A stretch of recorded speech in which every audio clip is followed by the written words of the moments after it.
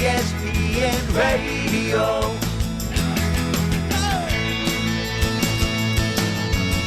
All right, now this is a little odd right now. On one end, I'm hearing Rich Eisen. And then on the other end, I'm hearing the Michael K's on the radio today, all that stuff. So I don't know what I'm supposed to be hearing. I don't know who I'm supposed to be talking to. But nevertheless, we're here. We're doing our thing. And we're going to do a show for you today. It is indeed TMKS. Graca hanging out with you this afternoon at 800-919-ESPN.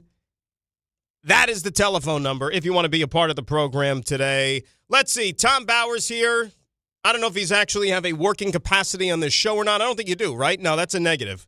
Tom was in here basically. It's like he's like a busboy at a pizzeria because they had a large pie in here with Maggie and Bart and Chris when they were in here. And I see the pizza still here, as a matter of fact.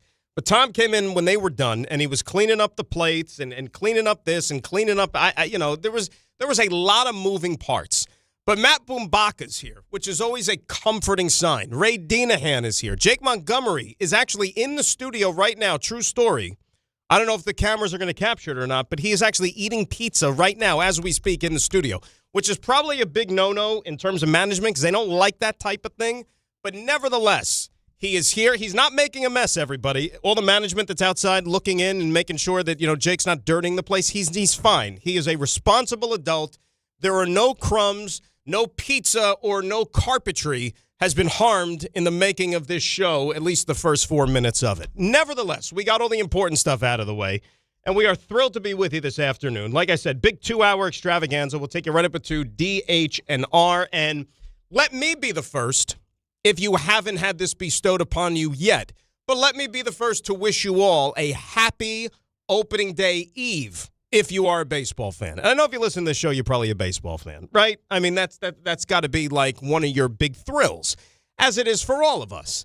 Because I think when you look at the two teams in this town, there's varying degrees of expectations. I think when you look at the Mets and you look at the Yankees, in particular, for the 2026 baseball season. First of all, we're all thrilled that we're having it back. And the Yankees will begin tomorrow night on Netflix, for those that haven't gotten the memo yet. So if you don't have Netflix yet, and this goes for John Winthrop, make sure you sign up for it now so you can watch the Yankees tomorrow night. And you're going to have to watch other games probably throughout the season on Netflix or all these other streaming vehicles, as we know, because it's a little bit of a different look as far as the television contracts and whatnot for this upcoming season. There's no more Sunday Night Baseball on ESPN. You're going to have to get used to watching it on NBC, among other things. And yada, yada, yada, and all the other different places you're going to consume a ball game. Met fans aren't going to be able to watch opening day on Thursday on SNY. You're going to watch it on NBC instead. So there's going to be a little bit of a departure there from what you're used to. You could hear the game right here on ESPN 880, of course, as you can all the Met games throughout the season. But, when you look at this Yankee team, and we'll start with them first and foremost, because we kind of made our jokes about it through the offseason, right? Ha-ha, Yankees, run it back. Let's run it back. Don't make any changes. Essentially, that's the roster and that's the club that they have rolling into the upcoming season. And that's okay, as long as you win, right? I mean, and that's the bottom line at the end of the day here. Now, truth be told, we could sit here and we could take our shots at the front office and the way that they went about building the team for this year. But at the end of the day, it's still a good team. It's still a club that's more than capable of winning games, going to the postseason, and at the end of the day, I don't think that the expectations have changed in any way, shape, or form if you're a Yankee fan, okay?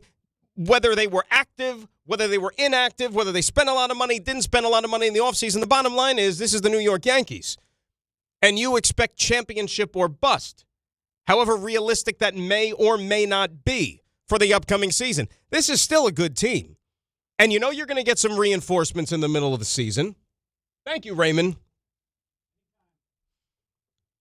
You're going to get some starting pitching help back at some point, and maybe sooner than you expected, starting with Gerrit Cole, who already has an inning under his belt in spring training baseball, who's lighting up the radar gun, who looks phenomenal. So all this talk about, Cole, maybe June, maybe July, I mean, do we have to maybe hit the fast-forward button a little bit and think that we could see him maybe even in the month of May? Now, the Yankees are under no obligation to rush him back, nor do I think they should, because after all, It's a marathon. It's not a sprint. It's 162 games. But that is a bonus.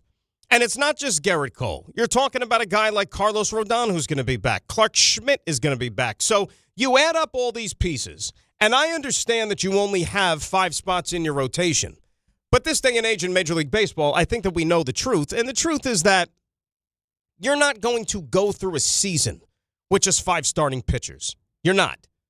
I mean, you may need upwards of double digits when it's all said and done. And I got to be honest with you. If you could sit up here and sign up for single digits as far as how many starting pitchers you're going to need or go through in an entire season, you'll take that.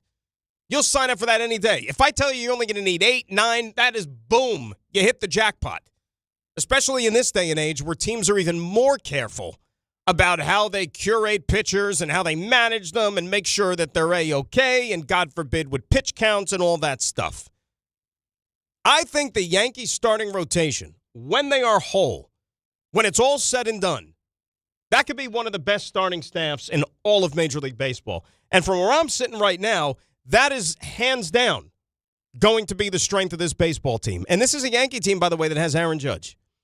One of the best players, if not the best player in all of Major League Baseball. A guy who is gunning for a 4th most valuable player award this season.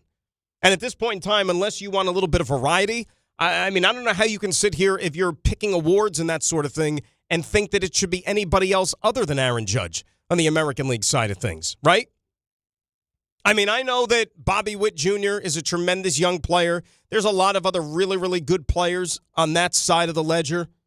You know, if Jose Ramirez is healthy, I know he jammed up his shoulder last week there, but Jose Ramirez is an MVP caliber player, especially, you know, when you look at Cleveland and you look at how they go about their franchise and they don't spend a lot of money, but they manage to pay him and keep him around. The dude is an unbelievable player, but nobody's Aaron Judge.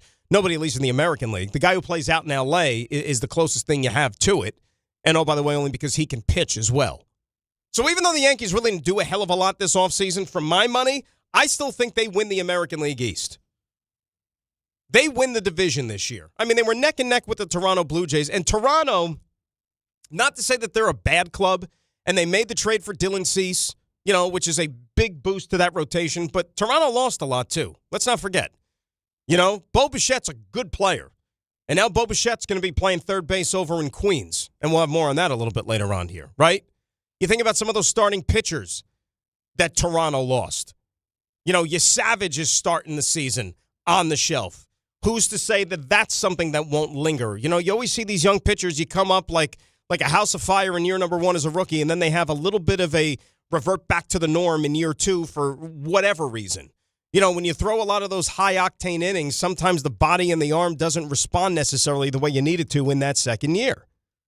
So I'm not necessarily all in on the Blue Jays, and that's why, I mean, I think the Red Sox are going to be a decent team. I think Toronto, Boston find their way into the playoffs as wild cards.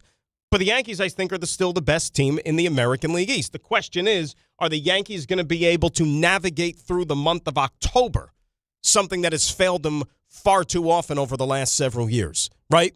They'll tell you it's a crapshoot. They'll tell you anything can happen in the postseason. But at the end of the day, this is what this organization is judged upon, no pun intended. It's getting to the World Series. It's winning the World Series. One championship in the last 25 years has not cut it for this team. You know, when you look at this lineup right now, okay, you know what you're getting from Aaron Judge. But there's still a lot of question marks up and down the ledger here. Is Trent Grisham going to have another 30 home run season this year? Right? Career season for the ages. Yanks gave him the qualifying offer. That's a lot of money you're paying to Trent Grisham. I never thought of Trent Grisham as that type of a player before last season. Give him credit. He went out there, he produced, he got rewarded for it, but is now all of a sudden we're looking at Trent Grisham as a known quantity? I can't necessarily say that to be the truth. You know, Cody Bellinger's a real good player. I feel comfortable what I'm getting from him. The guy's proven that he can play in this city. It was imperative that the Yankees brought him back, and they did. You know, when is Giancarlo Stanton going to have his annual trips to the injured list? That's bound to happen at some point in time. The question is he going to be healthy enough and raring to go when they're going to need him most, let's say September and then into October for the postseason, right? Jazz Chisholm's out there playing for a lot of money. Can he go out there and put together another big season like he did last year? The left side of the infield, though, is a concern for me when you look at the Yankees.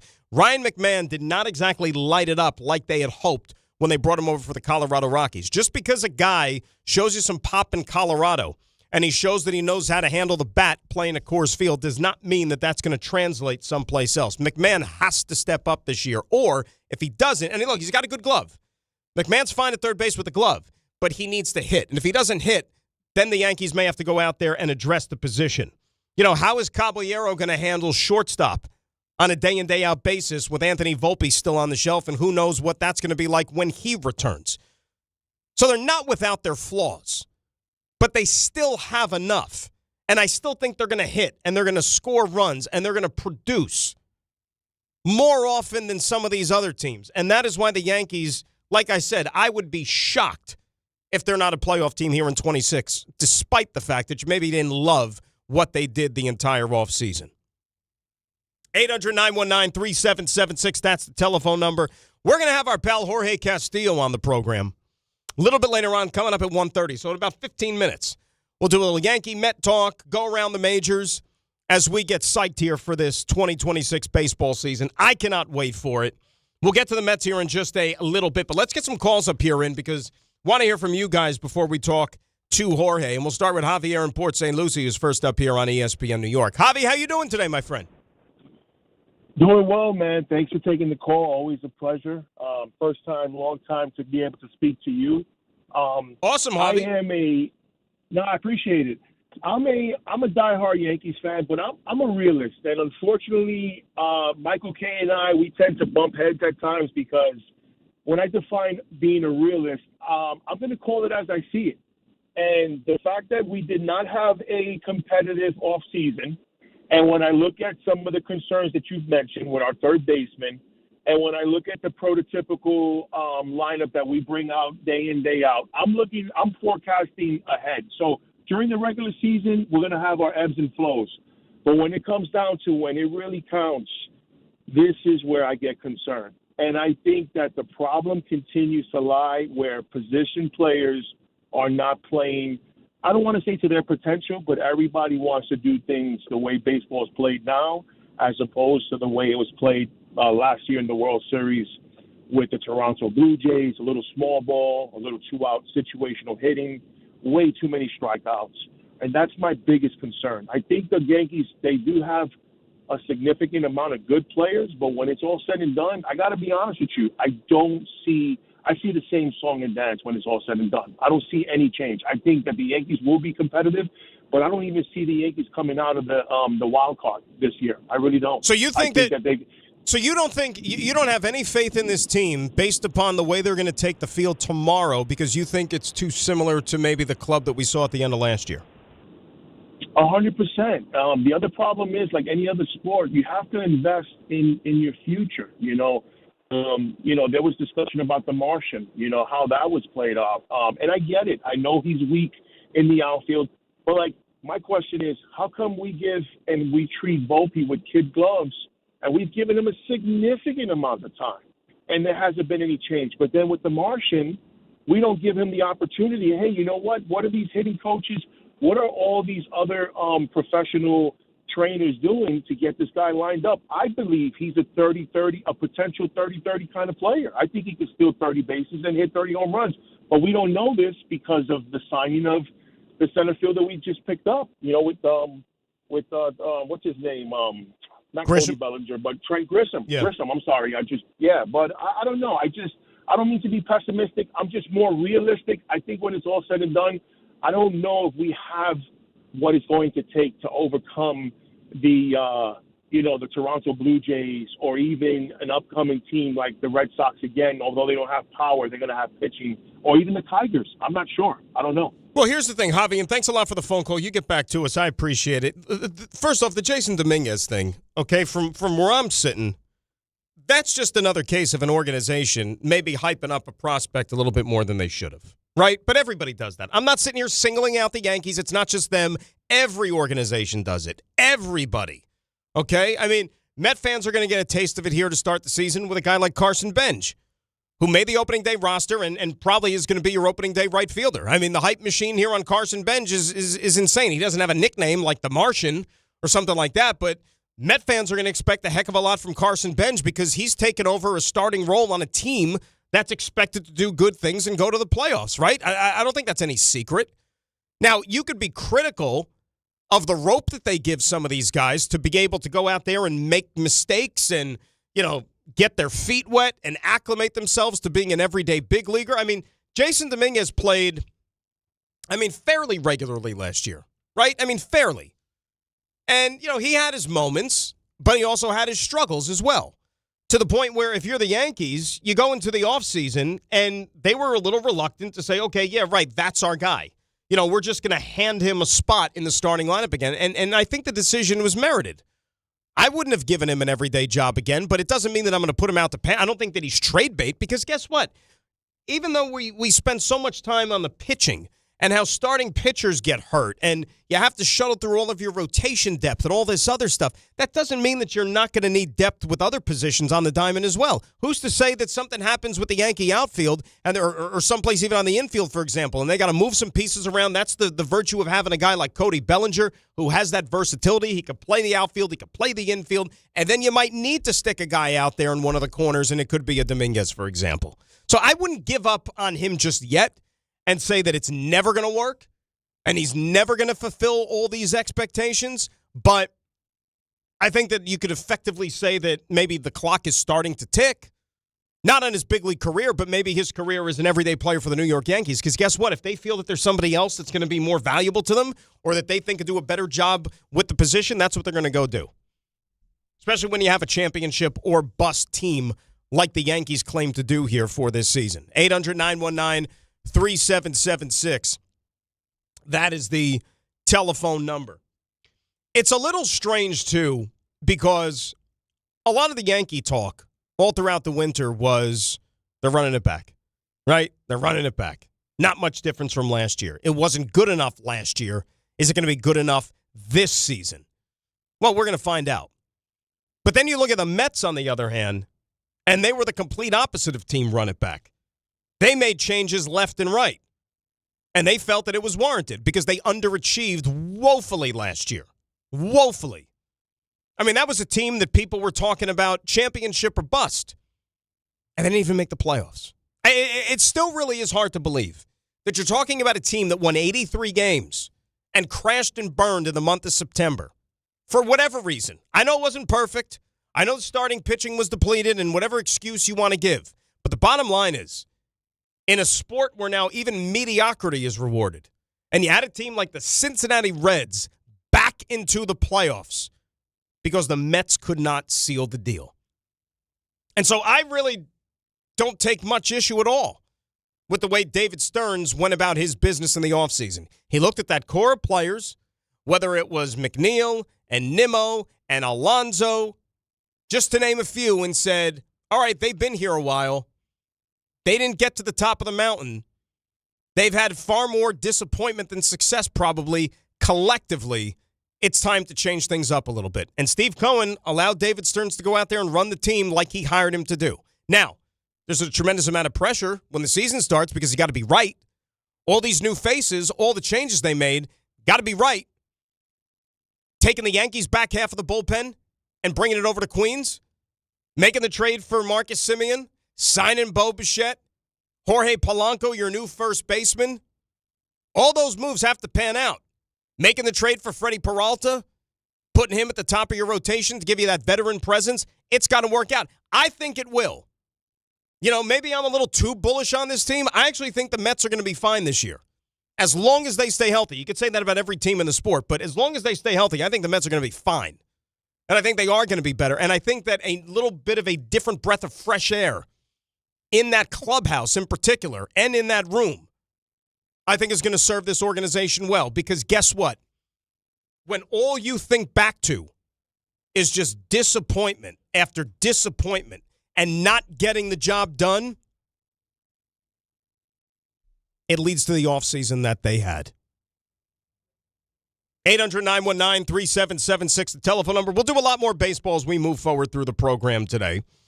Like I said, in about 10 minutes, we'll talk to Jorge Castillo of ESPN, go through the Mets and the Yankees and the rest of the majors with opening day just a day away. Cannot wait. We'll get into the Knicks, who are back at it tonight, seeing if they can continue their ascent, maybe to the 2 seed in the Eastern Conference, with the Boston Celtics now within clear view, just a half game behind them.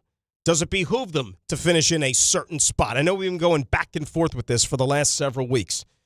The latest on the NFL draft rumblings and a certain quarterback from Alabama who's going to have his pro day tomorrow down in Tuscaloosa. Brace yourself for that one, kids, because wait till you see how the hype machine takes off when Ty Simpson goes out there and nails all the routes that he's been practicing and his designated receivers for the last several weeks. You might even see mock drafts with Ty Simpson in the top 10 after that pro day tomorrow because, well, that's what generally happens, to be quite honest with you. We'll also do some St. John's here as they are now one day closer to a showdown with the Dukies on Friday night in D.C. in the regionals. Can't wait for that as well. A lot of stuff on the agenda today till 3 o'clock. Graca sitting in for Michael right here on ESPN New York. This baseball season, FanDuel is letting you choose your own reward for opening week. Betting customizations that transform how you experience the game. Make your choice, and the reward will be ready to use on your next MLB bet. FanDuel is the home of home runs. Maybe you're confident about Aaron Judge's home run total. How many bases will Juan Soto steal? Will the Mets or the Yankees get out to a fast start? So, ready to play your game? Head to FanDuel.com/local to choose your reward for MLB's opening week. Betting customizations that transform how you experience the game. Make your choice, and the reward will be ready to use on your next MLB bet. FanDuel, an official partner of MLB. 21 plus and physically present in New York. Opt-in required. Rewards are non-withdrawable. Restrictions apply, including bonus and token expiration, leg requirements, and max wager amount. See terms at sportsbook.fanduel.com. For help with a gambling problem, call 1-877-8-HOPE-NY or text HOPE-NY 467-369. Attention New York Verizon mobile customers. Score a massive win with award-winning Fios Home Internet for an incredible $20 a month guaranteed for 3 years. Switch today for savings you can count on. Call 1-800-VERIZON now. For new Fios customers with AutoPay, mobile and home discount enrollment required. 3-year price guarantee applies to the Fios-based monthly rate only. Additional terms apply.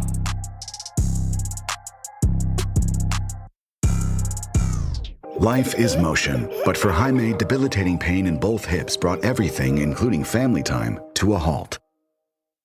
Every doctor told me the same thing. They would do one hip at a time. At White Plains Hospital, Dr. Jacob Totka's unique expertise provided an alternate approach by replacing both of Jaime's hips on the same day. In just 2 hours, I got 2 new hips, and I went home that day. White Plains Hospital, among the best hospitals anywhere that just so happens to be here.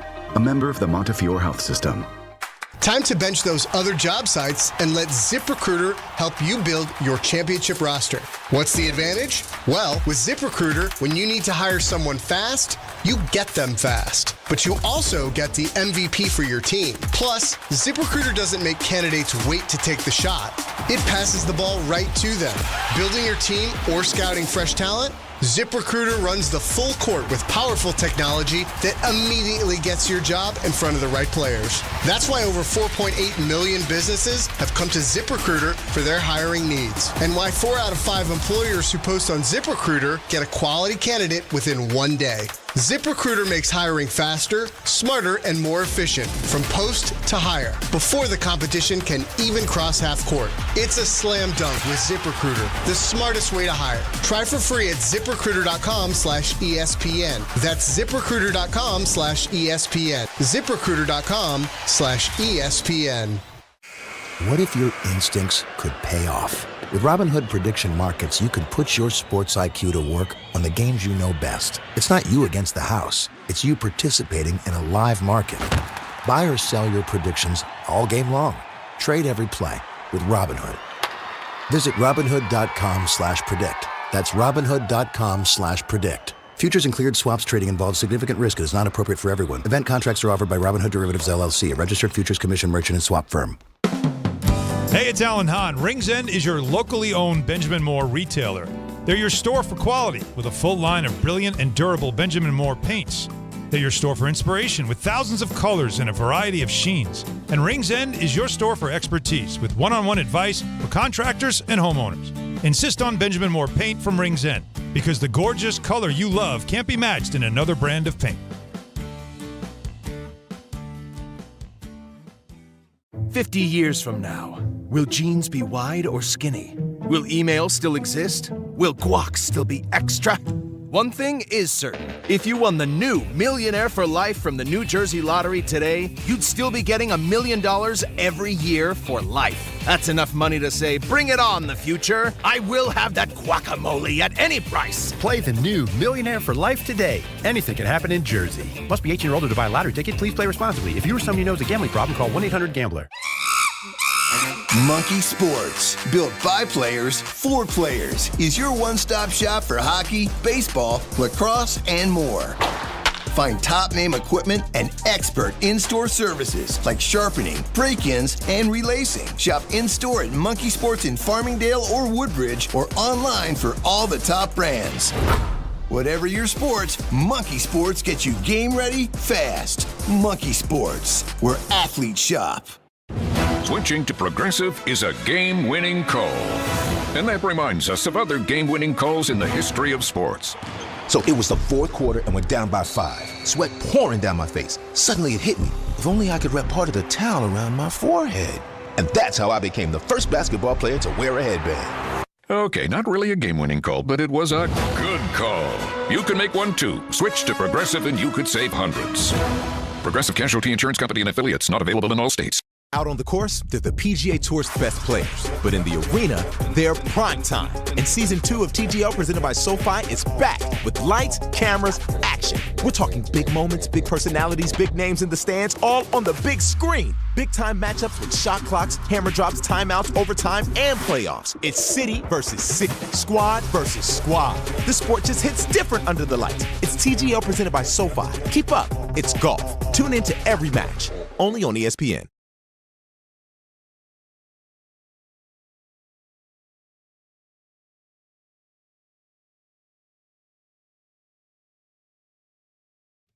Michael K. Show Reverse Remote coming up on April the 23rd, presented by Floor & Decor. Full show takeover with everything you need to upgrade your home when we break down everything happening in New York sports. And if you're in Brooklyn, stop by Floor & Decor's flagship store at 850 3rd Avenue, because while we're on the air, there's plenty happening in store. Michael K. Show Reverse Remote presented by Floor & Decor. Graca sitting in for Michael here on this busy Tuesday. Opening Day Eve 2026. Time now to talk a little baseball with one of our favorites. He is the outstanding baseball reporter for ESPN. He does a great job covering the Diamond, and he is the great Jorge Castillo, who's nice enough to give us a couple of minutes here on the program. Jorge, it's Dan Graca here on ESPN New York. Happy Opening Day Eve, my friend. How are you? I'm doing well, Dan. How are you? Doing good, Jorge. Before we get into the locals here with the Yankees and the Mets, obviously everybody and their mother is gunning for the Dodgers, and rightfully so. When you look at this Dodger team coming off of back-to-back titles, do you think there is a little bit of an aura of invincibility that maybe they can be cracked a little bit, or do you think it's their title to lose? I mean, I think it's their title to lose, but I think yes to both. We saw last year the Dodgers won 93 games. They were not the best team in baseball. They weren't even the best team. They didn't have the best record in the National League. That was the Brewers. And then we saw them go to Game 7 of the World Series against the Blue Jays, and we're 2 outs away from losing. So I think, obviously, they got better this offseason. They got the best reliever on the free agent market, Edwin Diaz, as we all know here in New York. And then they went out and signed Kyle Tucker, the best position player on the free agent market. Another guy the Mets wanted. The 2 best free agents, or 2 of the best free agents, and that team is loaded. There's no doubt about it. The pitching staff is, the starting rotation on paper is loaded, the lineup. But I don't think it's, they can't be beaten. We saw them almost get beaten last year, and I think, frankly, this year they will be beaten.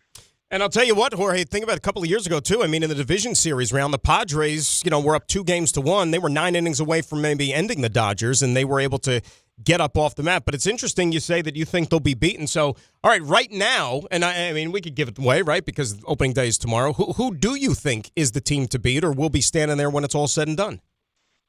So for the last 2 years, I picked the Seattle Mariners to win the World Series, and I am going to continue that. I think the Seattle Mariners will reach their first World Series, and I think they will win their first World Series. That is my prediction.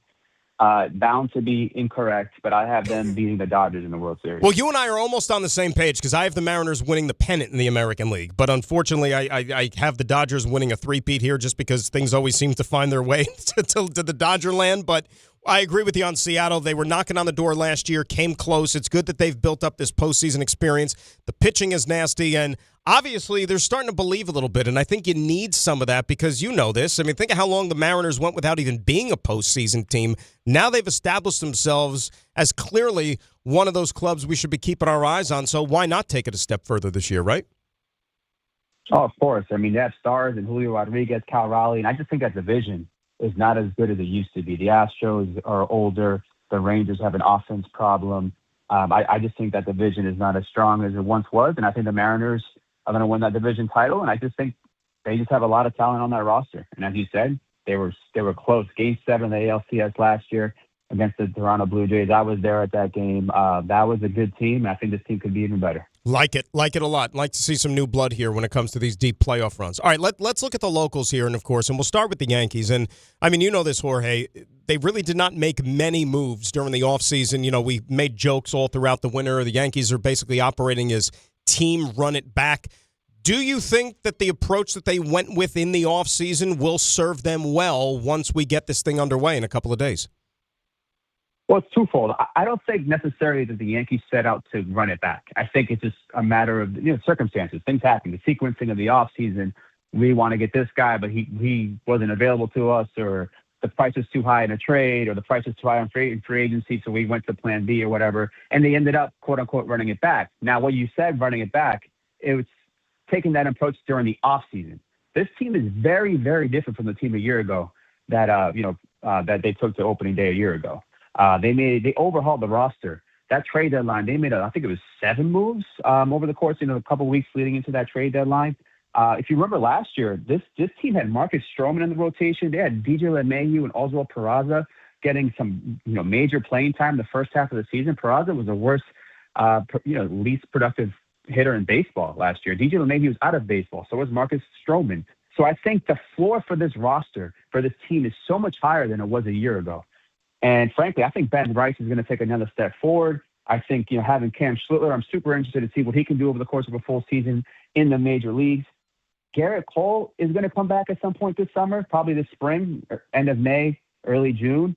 And I don't expect Gerrit Cole to be Gerrit Cole right away coming off Tommy John surgery, but I think Gerrit Cole can be Gerrit Cole by the end of the season. And this is what matters right now from the Yankees. I think the Yankees are going to win the division.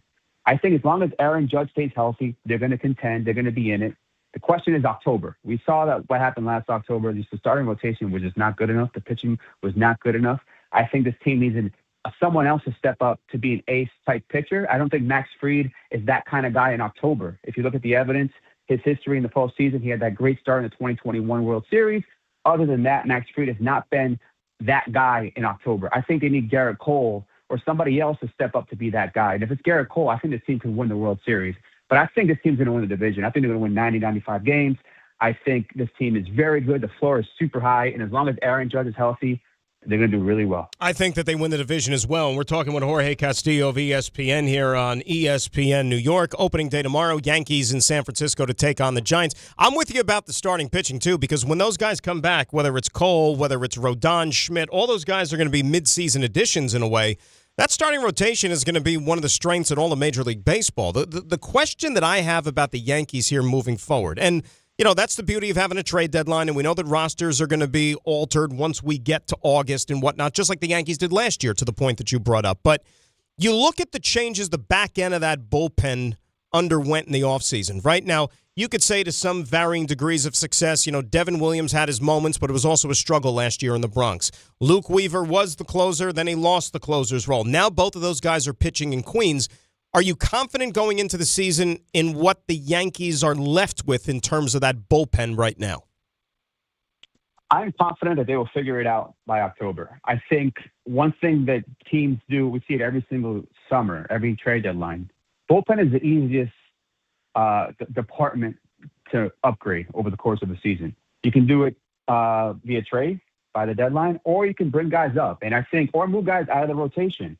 And you're talking about the starting rotation that could bring back Gerrit Cole, Carlos Rodon, and Clark Schmidt in the second half, right? So you're talking 3 spots in the rotation. What does that mean for the guys in the rotation? We could see Ryan Weathers go into the bullpen. I know Luis Hill is probably not going to start the season on the opening day roster. That's a scheduling thing. I think Luis Hill could be a bullpen guy by the end of the season. I think Carlos Lagrange, who he was one of the stories of camp, one of the few stories of camp this spring for the Yankees. Guy throwing 102 miles an hour.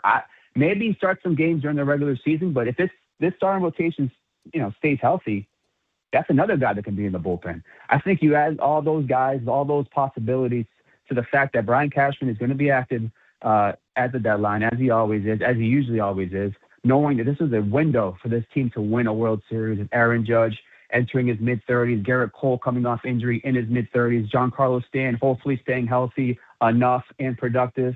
I think this is an area that the Yankees can upgrade, can bolster, and I don't see it being a problem. Maybe early on in the season it's a problem, but I think by the middle of summer, by the end of the season, the Yankees bullpen will be good enough. Who do you think right now would you say is the biggest challenger in the American League East? Do you think it's Toronto or do you think it's Boston? I think it's Boston. Yeah, I think it's Boston. I think a lot is riding on Roman Anthony, a kid who's about to be 22 years old, but we saw what he just did in the WBC. We saw what he did when he was healthy last year, when he came up to the big leagues. He's going to be a superstar, barring injury. To me, he's already one of the 10, 15, 20 best hitters in baseball. That's just my opinion. I think he's that good. I think that outfield, we saw Willie Abreu in the WBC, where we saw Jarren Duran. 2 years ago was an 7-8 win player, I believe it was. This is a guy who is an all-star. Last year was sort of he slid down a little bit. So I think that outfield is stacked.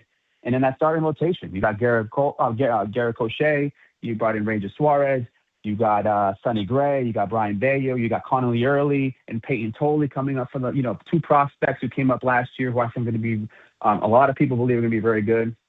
And the bullpen was strong last year, was Chapman in the back end. I think this team, I know they had all that drama with Devers. I know Bregman's not there anymore, but I think this team is going to be really, really good. I think it's going to be neck and neck between the Yankees and the Red Sox this year. I think those 2 teams and the Mariners are the 3 best teams in the American League. Yeah, I know that fan base up there isn't too happy with management and Craig Breslow and so on and so forth, but they got to go out there and prove it on the field before they can certainly go all in. But to your point, the young talent there is really something that you should embrace, and I think the move to go out there and fortify the starting pitching is going to help them a little bit. Boston's going to be interesting, that's for sure. We're talking about Jorge Castillo here on ESPN New York. All right, how about the Mets? Because, when you look at their offseason approach, Jorge, it's kind of like the polar opposite of the Yankees. The Mets made changes left and right. They broke up the core.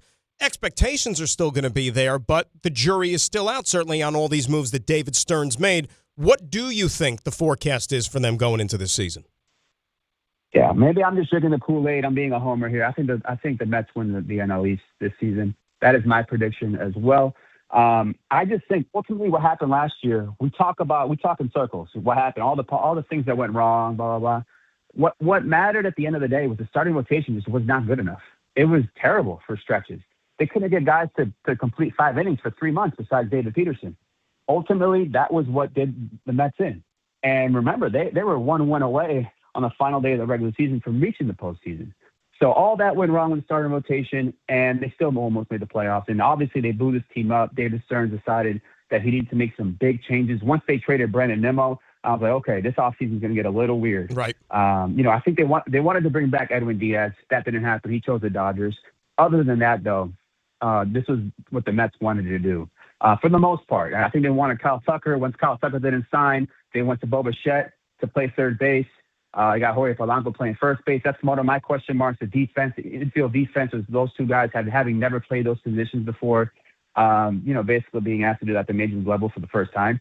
I think that's 2 question marks there. But I think the starting rotation with Freddie Peralta, trading for him, an all-star, a super durable, dependable guy, someone who David Stearns knows well from his days in Milwaukee. I just think Nolan McLean is a guy already. Yes. That guy down the stretch last year in his 8 starts. He spins the baseball unlike anybody else in the world. He is, to me, already, he's going to be one of the best pitchers. I think he's an all-star this year. I think he gets Cy Young votes. I think those 2 guys, you didn't have Nolan McLean the entire year last year. He was your best pitcher down the stretch.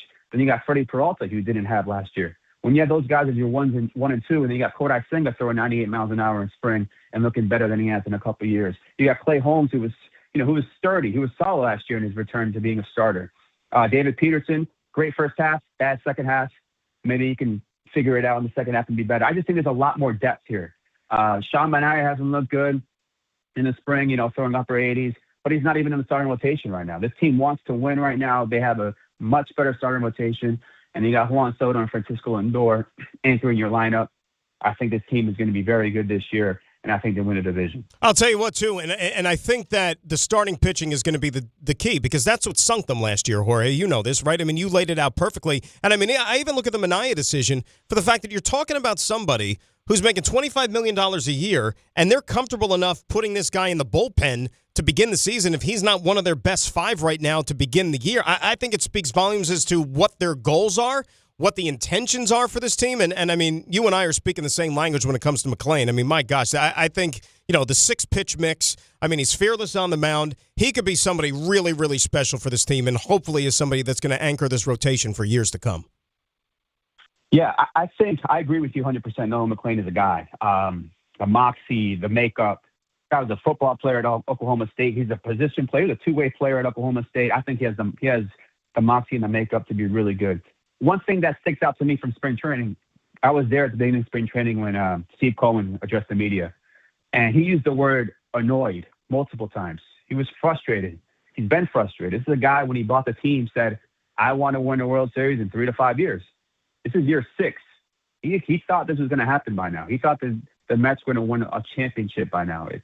This year it's going to be the 40th anniversary of 1986. Yep. It's going to be a celebration the entire year. And Steve Cohen straight up said, hey, that's too long since our last championship. We need to win a world championship. And I think that is why we saw the changes that were made over the course of the offseason. Blowing up this roster, telling Sean Manaea, hey, we love you. And Sean Manaea, you're a great guy. You might win a popularity contest here in this clubhouse, but you're going to start the year in the bullpen because you're not throwing hard enough. We don't think you're good enough right now for this rotation. They made tough decisions, trading Nimmo, letting Alonso go, trading McNeil. Those are huge decisions. Decisions, frankly, that a lot of front offices don't make because they're scared of the repercussions, the PR nightmare that can come out of that, right? Mm-hmm. A lot of pressure is on Stearns this year, but I'll think a lot of pressure is on Stearns this year because Steve Cohen applied some pressure. They want to win a World Series. This is the second most expensive roster in baseball, second highest payroll. It's been like that. They've either had the second highest or the most expensive payroll for years now. And they want to win. They want to compete with the Dodgers. And I think this year they are going to. They're going to be one of the best teams in the National League. And let's face it, it is his team. His prints are all over it now, so it's sink or swim as far as that's concerned moving forward, no doubt. Jorge, great stuff, my friend. Really appreciate a couple of minutes. We'll do it again soon. Enjoy opening day, and thanks for spending some time with me. I appreciate it. I will, man. Thank you so much. All right, that's Jorge Castillo, ESPN Baseball. Outstanding job by him. I hate to break the news, kids, but Jorge and I agree 100% on both the Mets and the Yankees forecast for the upcoming season. We'll take more of your calls at 800-919-3776. That is the telephone number. Let me remind you that Game Time is brought to you by Tullamore Dew Irish Whiskey, because when it's game time, it is Tully time. At 3:05, the Yankees are going to play the Cubs in a little spring training action out in Mesa, Arizona. 7 p.m., the Isles host the Blackhawks at UBS Arena. 7:30, you got Knicks Pelicans at MSG. Our coverage begins right here at 7 p.m. on ESPN 880. And at 8 o'clock, the Devils are in Dallas to play the Stars. And that is Game Time, brought to you by Tullamore Dew, the original triple distilled, triple blended, triple cask matured Irish whiskey. Be sure to grab a Tullamore Dew or try the new Tullamore Dew Honey during today's action. Glasses up to enjoying Tullamore Dew responsibly. Your call's next, as we are a day away from the start of the baseball season. Graca in for K right here on ESPN New York. More people trust their hearts to New York Presbyterian than any other hospital in New York. It's because New York Presbyterian has the most experienced cardiovascular doctors, treating a full range of heart conditions, from heart failure to valve repair, with the most advanced treatments. Find a doctor at nyp.org/heart. New York Presbyterian. New York Presbyterian Hospital, based on U.S. News & World Report 2025 to 2026 cardiology, heart, and vascular surgery rankings. St. John's has advanced to the Sweet 16 for the first time since 1999. Now, East Region top seed Duke stands in the Johnny's way for a trip to the Elite Eight. Coverage begins Friday at 6:50, only on 1050 ESPN. Start spreading the news. New York Yankees baseball is back in the Bronx. Come out to Yankee Stadium on Saturday, April 4th for a Yankee Stadium promotional giveaway tradition. Calendar night. The first 40,000 in attendance will receive a New York Yankees calendar courtesy of MasterCard. For tickets, log on to Yankees.com/tickets. Again, it's Yankees calendar night on Saturday, April 4th against the Miami Marlins. Visit Yankees.com/tickets today. At Uline, they know going the extra mile takes hard work. For companies pushing to go further, Uline will go the distance with you. 24/7, they answer the phone to get you the shipping and industrial supplies you need. Business can move fast. Unexpected large orders, adverse weather, new safety guidelines, and changing economic trends. Uline works hard keeping 41,000 items ready to ship, minimizing detours on your way to the extra mile. Visit uline.com.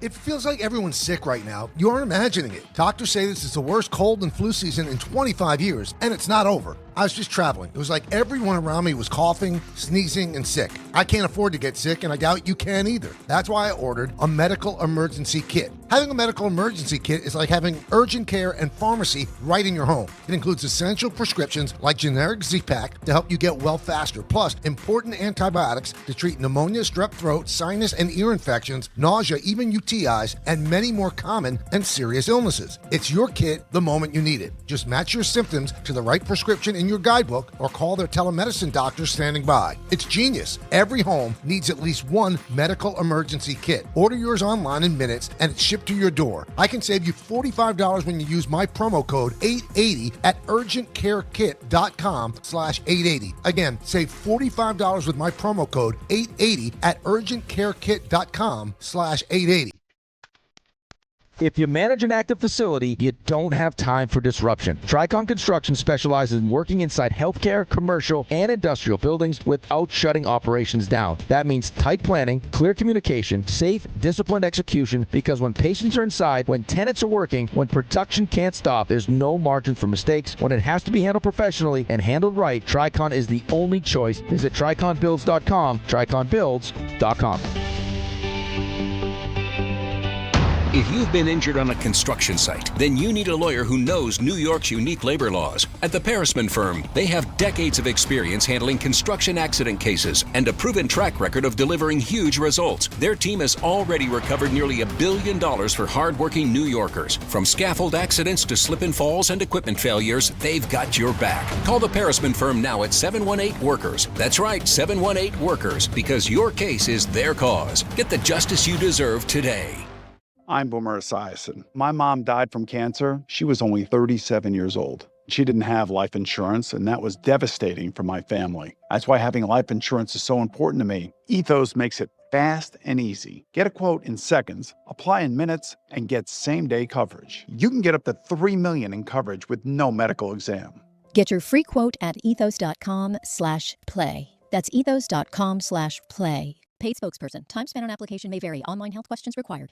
It's Rich Eisen for Pella Windows and Doors. Sometimes teams take a timeout to regroup and call the right play. When it comes to your home, Pella Windows and Doors always has the winning game plan. They do it every day, and that's why your neighbors trust them. Visit Pella.com/Eisen today. Right now, Pella Windows and Doors of New Jersey is offering 25% off windows and doors or 0% APR for 72 months. Some restrictions may apply. See store for details. Offer ends March 31st, 2026. NBA fans don't just watch the game, they live it. So stream like you're courtside with NBA League Pass, your ticket to all the action. Watch your favorite team shine and catch the league's brightest stars and rising stars at the same time with multi-view on your favorite devices. From the plays you can't believe to the most live games and the drama that comes with it. If it happens on the court, it's happening on NBA League Pass. Only select out-of-market games available. Blackout restrictions apply. Additional charges and other conditions may apply. Visit NBA.com/subscriber agreement for full terms and conditions.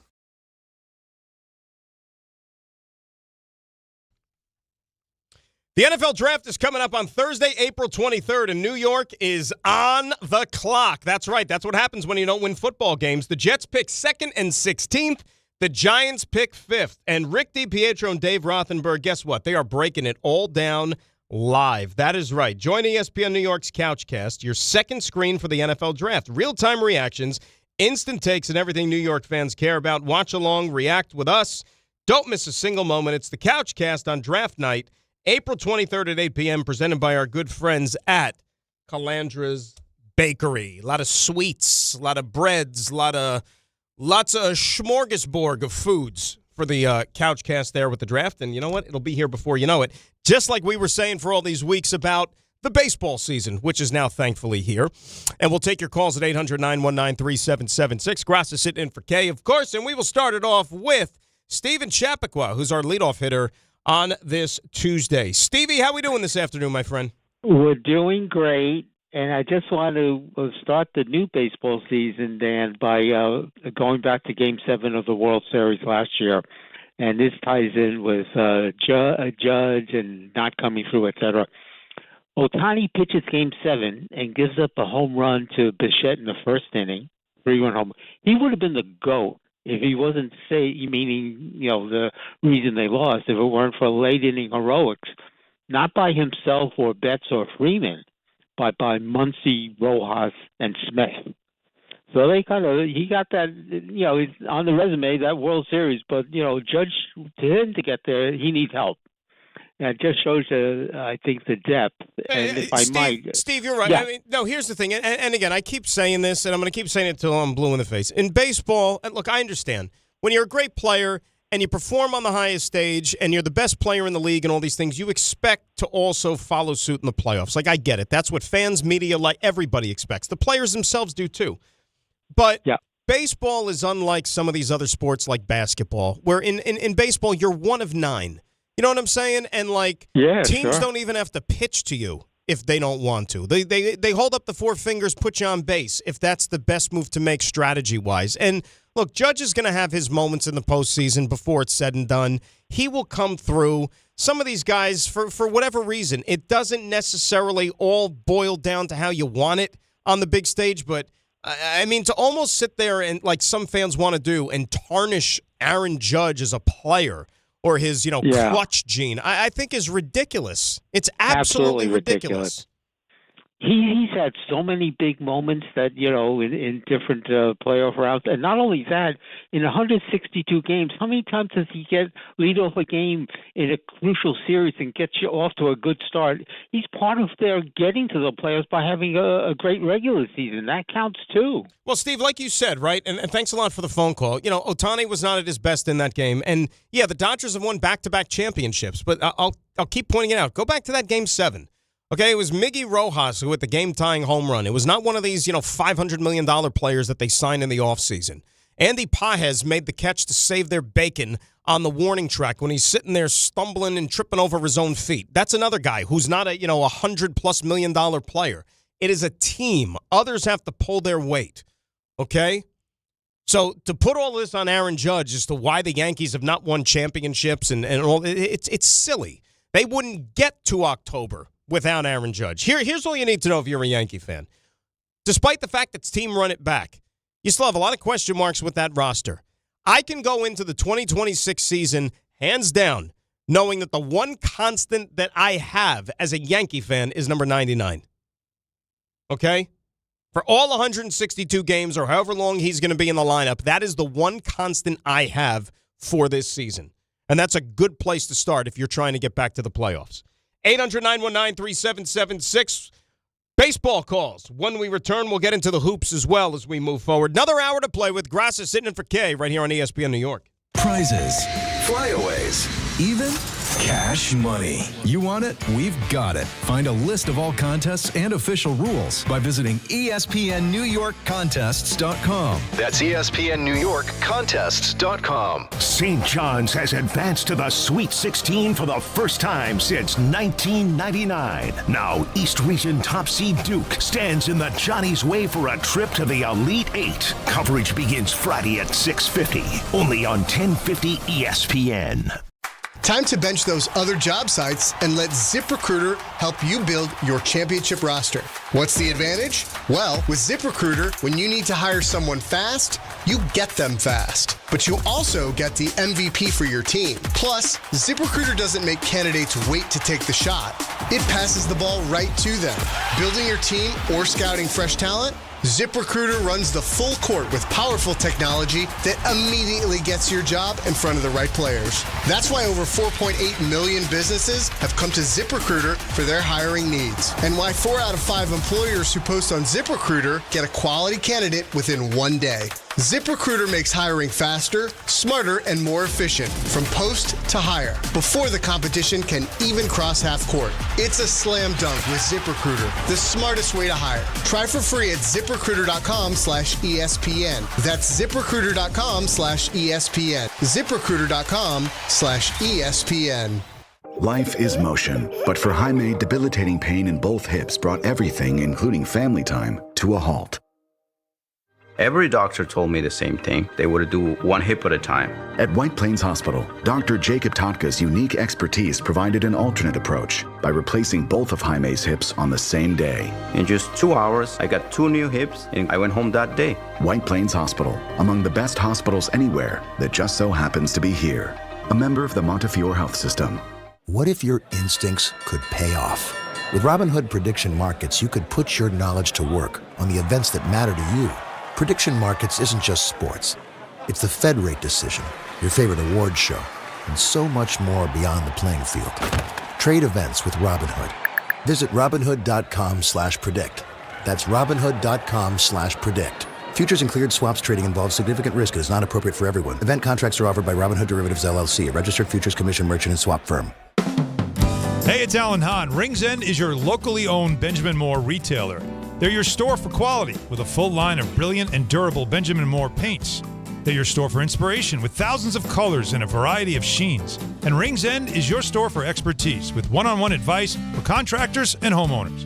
Insist on Benjamin Moore paint from Rings End because the gorgeous color you love can't be matched in another brand of paint.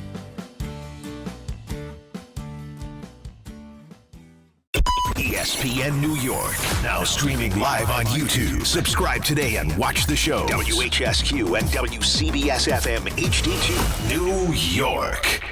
Diabetes, high blood pressure, anxiety meds, everyone's on them. If you're a 50-year-old male, maybe a bit porky, and you may even have type 2 diabetes, $1 million of term insurance may only cost you about $200 a month. Call Term Provider. Speak with Big Lou at 800-568-2790. Big Lou will find a term life policy for you even if you have type 2 diabetes, are overweight, or have high blood pressure. Term Provider has helped thousands of people like you who think they can't afford term life insurance. To buy $1 million of affordable term life for you, all you need to do is call Big Lou at 800-568-2790. Lou will make sure the scales are tipped in your favor. Call 800-568-2790.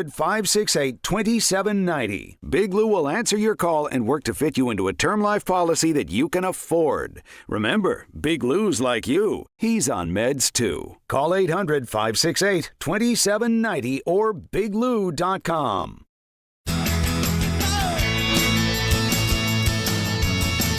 All right, hour number 2 on this busy Tuesday afternoon, 2 o'clock hour. Dan Graca is sitting in for Michael here on ESPN New York. Michael heading out to the West Coast with the New York Yankees as they're going to begin the season mañana against the San Francisco Giants. Max Fried getting the baseball because Gerrit Cole still on the comeback trail. So Yanks, Giants, very curious to see the Giants this year because they've undergone some changes, as we know, most notably in the dugout with Tony Vitello, who has the same amount of major league coaching / managerial experience as you and I do because he came right from the college ranks. He was the skipper at the University of Tennessee, and now he's being entrusted with his relationship with Buster Posey, certainly the guy who's calling all the shots out there with the Giants, to now run the club. So we'll see how he fares. Giants have some talent. Yeah, they spend a little bit of money here, but it's a tough division, obviously, with the Dodgers. I think the Padres take a step back.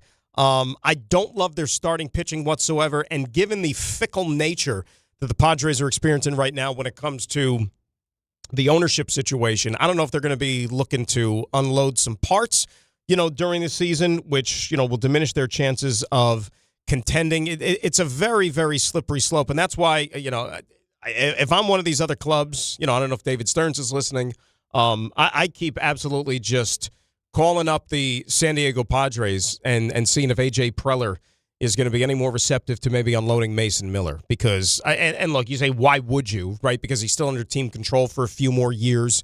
You're paying him next to nothing.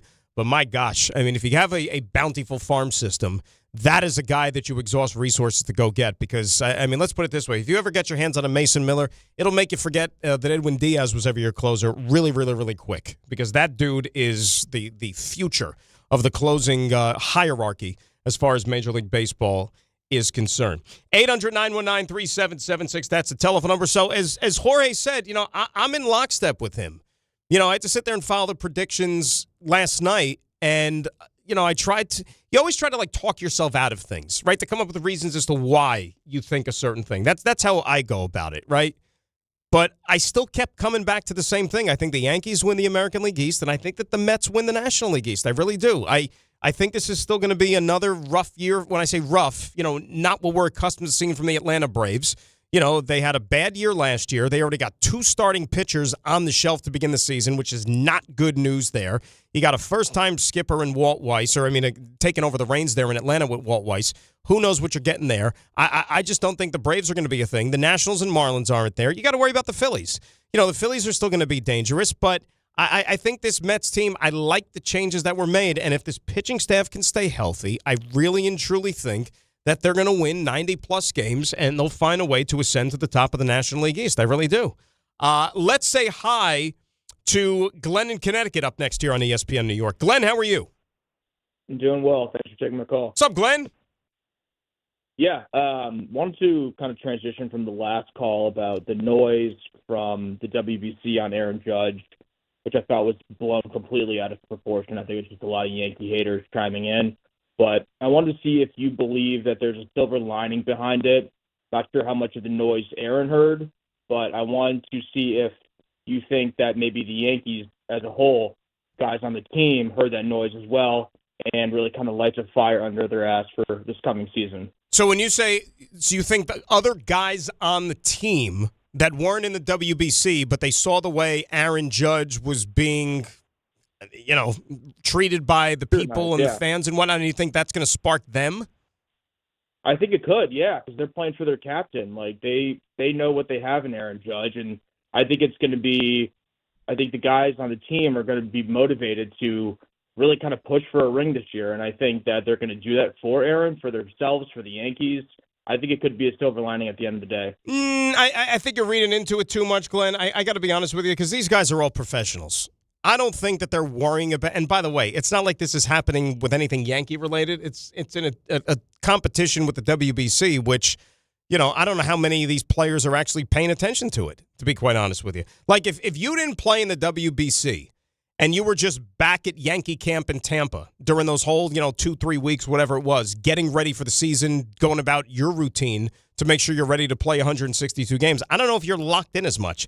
And all the noise and whatever. Look, the people that are sitting there pointing the finger at Aaron Judge and saying that he's not clutch and he's no good because, okay, he didn't come through in the championship game of the WBC again. Like, I mean, do you really think that these guys are going to be losing sleep over that? Or it's even worth kind of like settling a score? I think that if you are a teammate of Aaron Judge, you have the utmost confidence in him regardless of what happens in the WBC, regardless of what has happened even in previous Octobers so far in his career. The guy's the best player in the American League. Guy got how many MVP awards? There's only a couple of players that have won 4 MVPs. Their names are Bonds and Ohtani. And Judge is 1 MVP award away from joining them. I think that his resume speaks for itself. Like, it's crazy to me. You realize that any team in baseball, not named the New York Yankees, would, if they were in a position to get their hands on Aaron Judge, they would cut off a limb to make that happen. And the fact that the Yankee fans, who, let's be real, have had the pleasure of watching and rooting for a lot of really, really good players in the history of their franchise. And now you have somebody here who is another special player. And as I've said time and time again, and I will keep saying it, when Aaron Judge's time is over with as a player, he is going to be the best everyday player the Yankees have had since Mickey Mantle. Okay? The best, let that sink in for a second. The best everyday player the Yankees have had since Mickey Mantle. He is that already, as a matter of fact. Okay, it's not Reggie Jackson. It's not Derek Jeter. It's not A-Rod. It's not anybody else. I don't care about rings and championships. Just as a ball player, he's that good. Okay, show me another one of those players that I named or anybody else that's come since Mickey Mantle that has 3 MVP awards that wore the Yankee pinstripes. And he's not done adding those trophies either. But you need a ring to validate his greatness?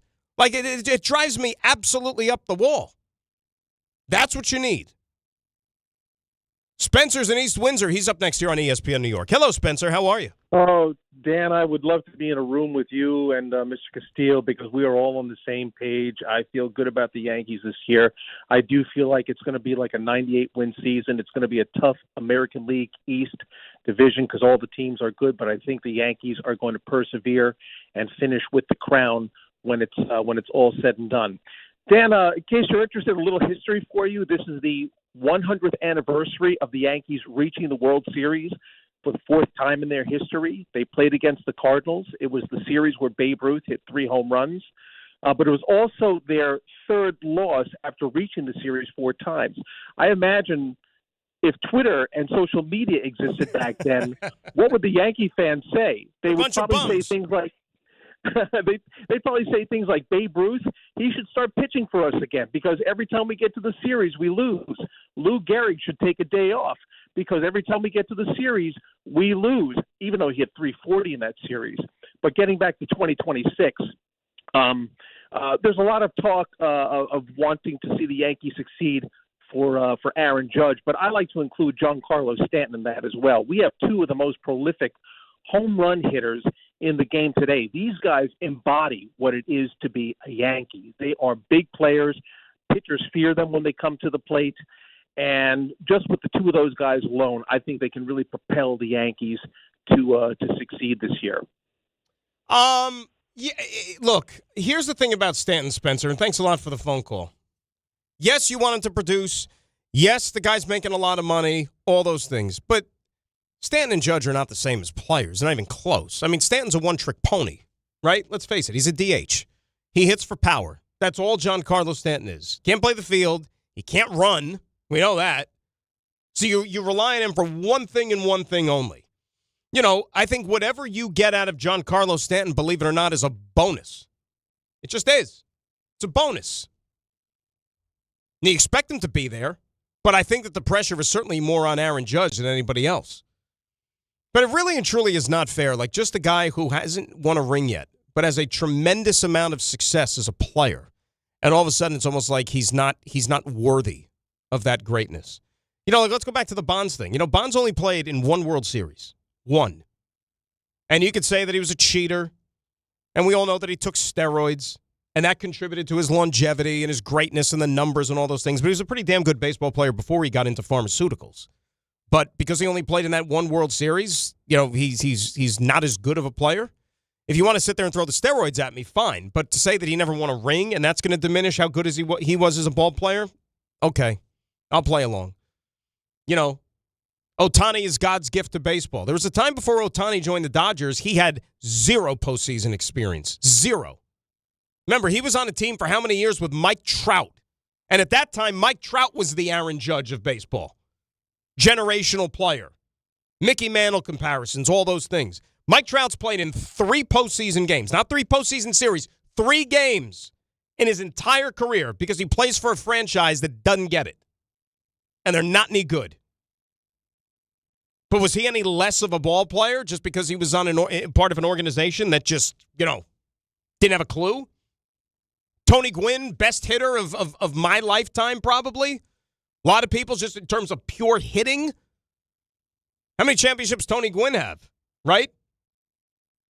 Got to a World Series as a pup. They lost to the Tigers in 84. Then he got back there again in 98, and they got swept by the Yankees. But is he any less, you know, of a hitter because he doesn't have a ring? Like, to me, that whole thing is silly. Now everybody sits there and holds a candle to LeBron James. LeBron James was still a great player, but remember when he was in Cleveland all those years? And he was, like, taking the Cavaliers to the NBA Finals on his back?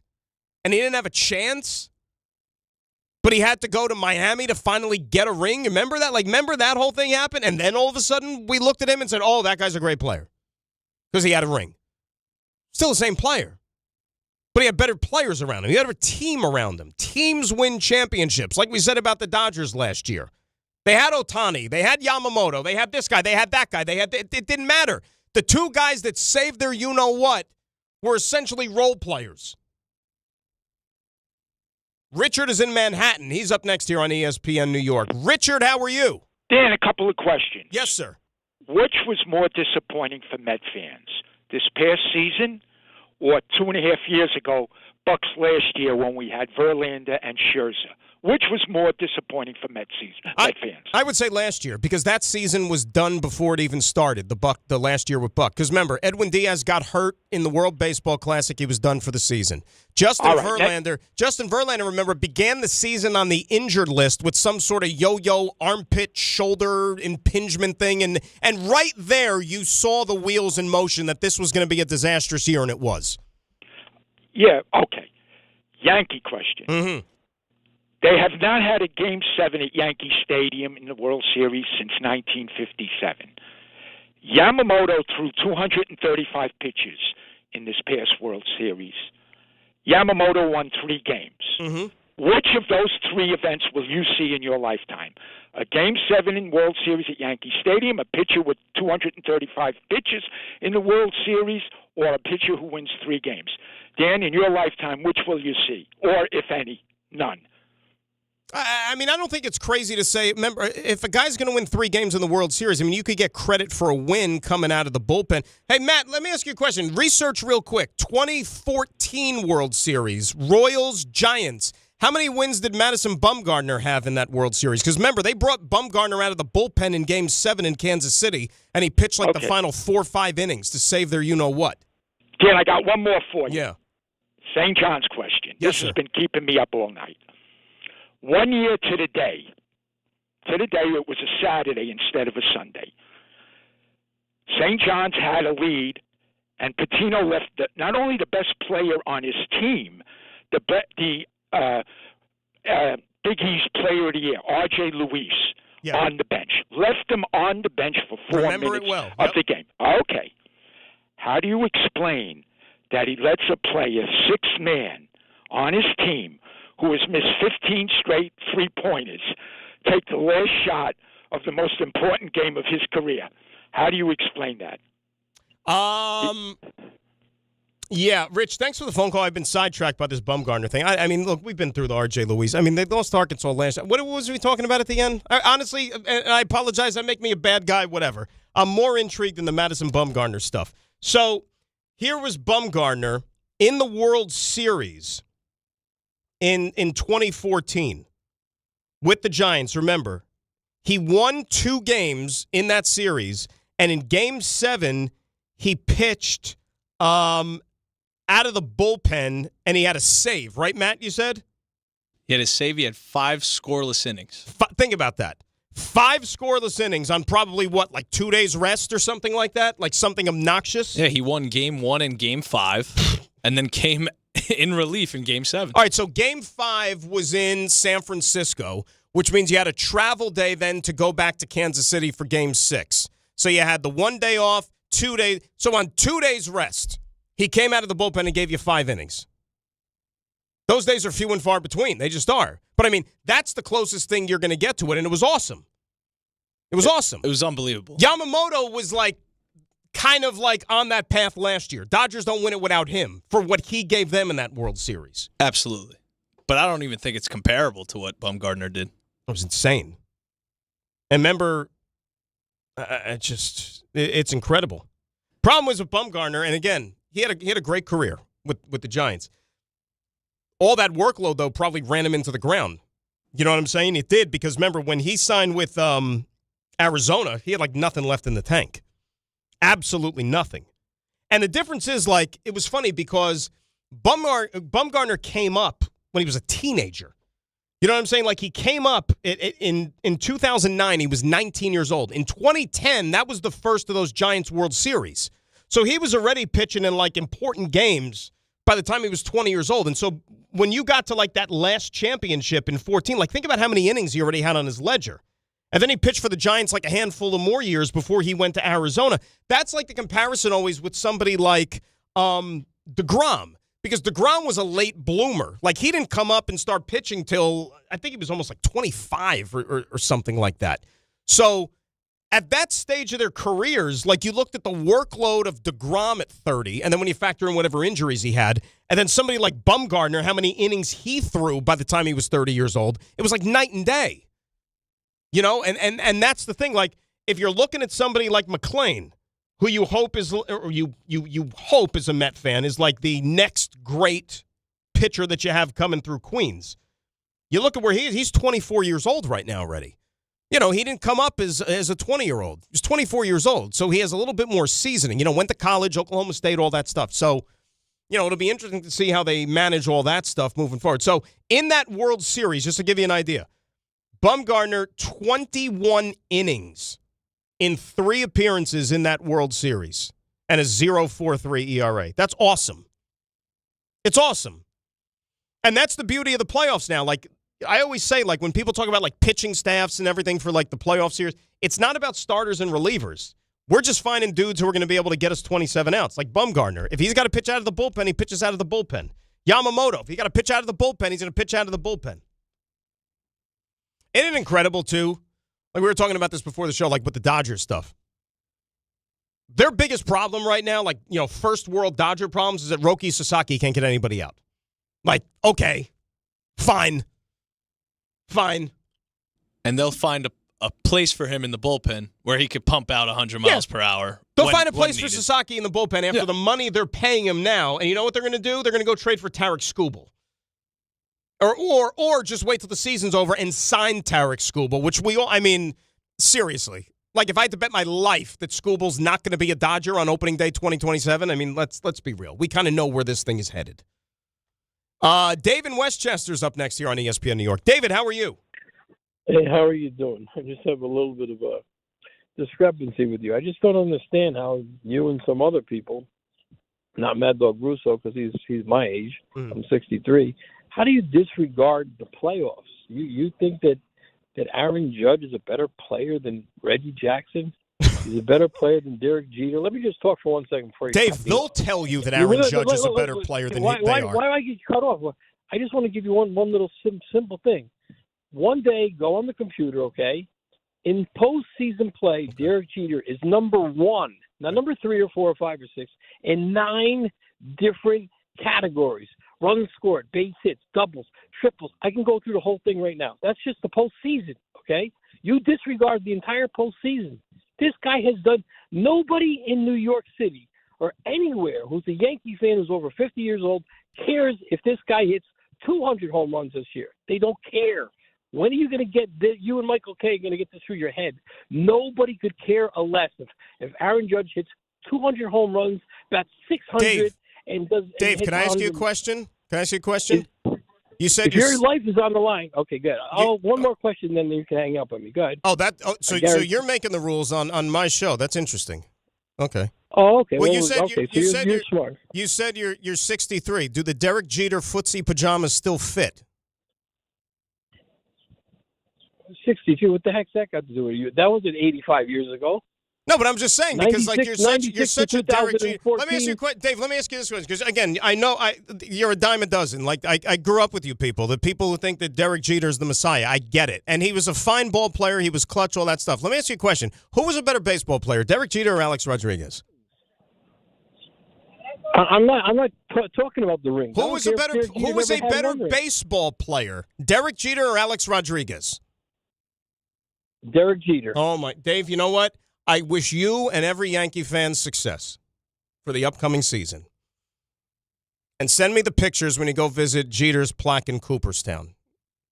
I mean, like I said, I'm not going to sit there and go back and forth with somebody who only sees it through Derek Jeter rose-colored glasses.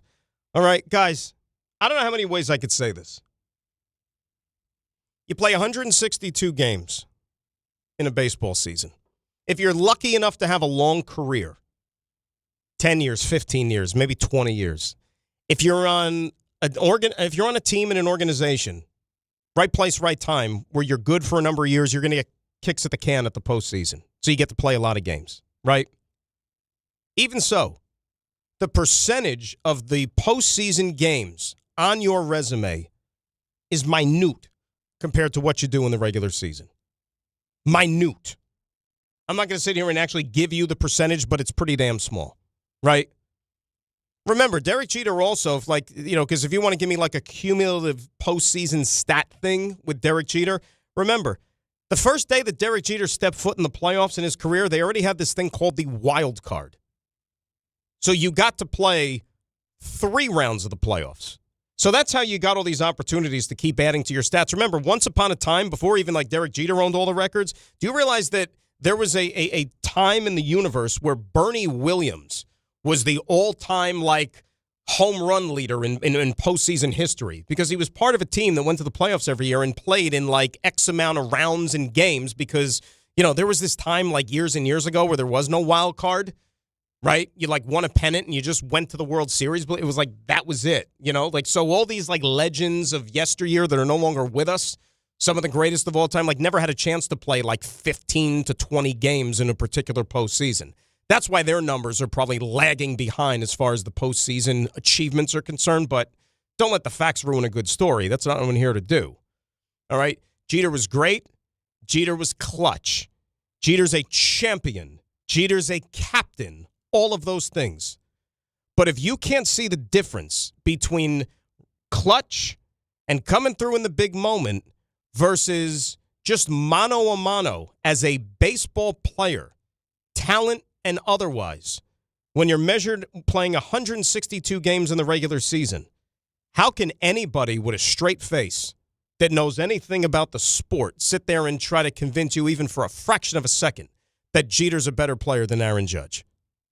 It's not even comparable. Neither is Reggie Jackson. Neither is Alex Rodriguez. I will say it again. Aaron Judge is already the best everyday player the Yankees have had since Mickey freaking Mantle. And that guy is Mount Rushmore, okay? He is a deity. And Aaron Judge is already there. He's got 3 MVP awards. 800-919-3776. Get into a little Knicks and some NFL draft when we return. Graca sitting until the top that it's DHR on ESPN New York. Well, if it feels like everybody's sick right now, you aren't imagining it. Doctors say this is the worst cold and flu season in 25 years. And, by the way, it's not over. I was just traveling down to Tampa last weekend for spring training, and it was like everyone around me was coughing, sneezing, and sick. I don't want to get sick. I can't afford to get sick. The season starts soon, and I doubt that you can afford to get sick. That's why I ordered a medical emergency kit. Having a medical emergency kit is like having an urgent care and pharmacy right in your home. It includes essential prescriptions like generic Z-Pak to help you get well faster, plus important antibiotics to treat pneumonia, strep throat, sinus and ear infections, nausea, even UTIs, and many more common and serious illnesses. It's in your kit the moment you need it. No waiting for your doctor, no hours at urgent care, no lines at the pharmacy, and no copays. Just match your symptoms to the right prescription in your guidebook, or you can call their telemedicine doctor standing by. Start on your meds and feel better faster. It's genius. It's a game changer. Every home needs at least one medical emergency kit. So order yours online in minutes, and it's shipped right to your door. I can save you $45 when you use my promo code 880 at urgentcarekit.com/880. Again, save $45 with my promo code 880 at urgentcarekit.com/880.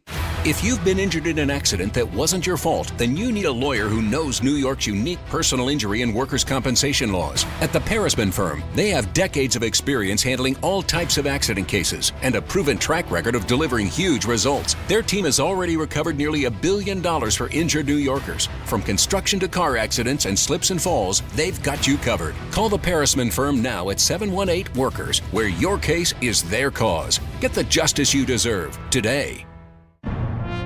Hey fans, come out to Yankee Stadium on Friday, April 17th when the Yankees host the Royals, and be ready to receive a Yankees promotional giveaway that has become a fan favorite. It's Yankees Hockey Jersey Night, presented by StubHub. The first 18,000 guests in attendance will receive a Yankees hockey jersey. For tickets, log on to Yankees.com/tickets. Again, don't miss the Yankees and Royals for Yankees Hockey Jersey Night, presented by StubHub on Friday, April 17th. Visit Yankees.com/tickets today. New York Knicks fans, here's a total slam dunk. For a limited time, get Verizon Fios and a line of mobile for just $64.99 a month with AutoPay. Get Fios 300 megabit per second for $20 a month. And unlimited welcome for $45 a month plus taxes and fees when you bring your own phone. Visit a Verizon store today to learn more. For new Fios Internet and mobile customers, discounts applied over 36 months. Mobile and home discount enrollment required. Additional terms apply. In times of congestion, unlimited 5G and 4G LTE may be temporarily slower than other traffic. Domestic data roaming at 2G speeds. At Uline, they know firsthand the road to success is an uphill climb. Uline started in the family basement, and through hard work is now North America's most trusted shipping and industrial supplier. They get what it means to have the support of reliable, hardworking partners. So they keep 41,000 items ready to ship. Whether your company is still in a basement office or expanding cross-country, Uline will be there on your road to success. Visit uline.com. Discover where your future can take you at SUNY Canton Spring Open House on Saturday, April 25th. Explore exciting new programs like data science and analytics and cybersecurity designed to prepare you for today's most in-demand careers. Tour campus, meet faculty, connect with current students, and sit down with financial aid representatives. Plus, attendees can enter for a chance to win a scholarship. For registration details and information about courtesy bus trips from New York, email admissions@canton.edu. SUNY Canton, your future starts here. New year, new season, same goal. Feel good and stay in the game. But if neck pain, back pain, joint pain, or sciatica is holding you back, it's time to handle it. I'm Bart Scott, and I'm telling you to call Dr. J. Shaw at Sandwell Pain. Dr. Shaw is an Ivy League trained, double board certified, and he specializes in getting people back to living pain-free. No surgery, no scars, no long recovery, no pain medication. Just precise, non-surgical, image-guided treatments that work. Same-day or next-day appointments are available with offices in Woodbridge, Livingston, and Inglewood. Stop playing through pain. Go to SandwellPain.com. Relief starts today.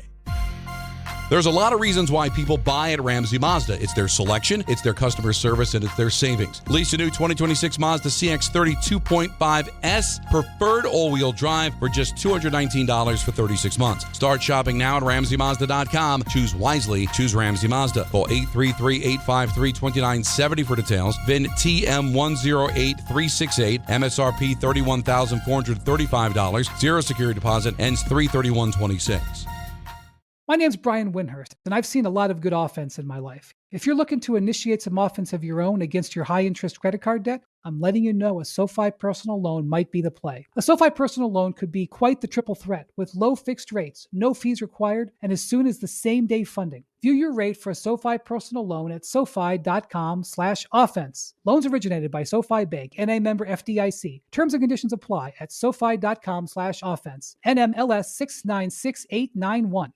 Adam Schefter here. It's tournament time, when only the most talented teams survive and advance. And whether you're cutting down the nets or cutting through resumes, one thing's clear. The best teams are built with the best people. If you're hiring, you need ZipRecruiter. Their smart matching technology finds qualified candidates fast. You can add screening questions to get the right applicants and even filter to see who's recently active. Score the best for your team with ZipRecruiter. Try it for free at ZipRecruiter.com/sports. That's ZipRecruiter.com/sports. All right, ESPN New York and Floor & Decor are giving you the chance to design your day with Michael K. One lucky fan and a guest will win an exclusive meet and greet with Michael inside the iconic broadcast booth. This is your all-access pass and a game day experience you won't forget. To enter, head to the Floor & Decor flagship store at 850 3rd Avenue in Brooklyn. Design your day with Michael K., presented by Floor & Decor. And I don't want to, spoil the surprise here, but whoever wins this contest and gets to meet Michael in the booth, you might be on the receiving end of a couple interior decorating tips, because I heard that he knows a thing or two about little, fix it here, fix it there. He knows what he's doing. How about that? Man of many talents is that Michael K. 800-919-3776. That is the telephone number. Knicks back at it tonight as they take on the New Orleans Pelicans. And make no mistake about it, New Orleans, they're not good, but they're not as putrid as, let's say, Washington, Brooklyn. Like, in a weird way, I almost don't know if I feel responsible saying this, but I'll say it anyway.